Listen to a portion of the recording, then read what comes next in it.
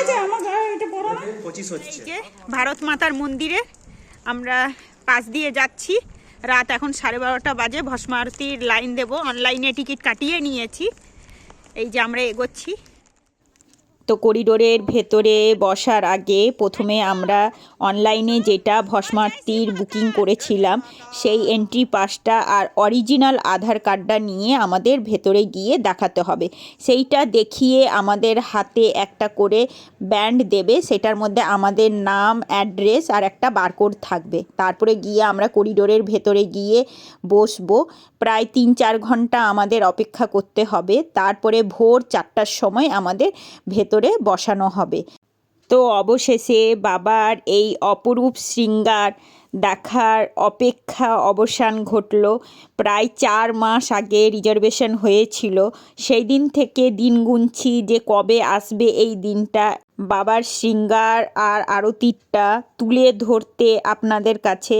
এই ভিডিওটা বেশ অনেকটাই লং হয়েছে, তো একটু দয়া করে সময় নিয়ে দেখবেন। আশা করি ভালোই লাগবে আপনাদের।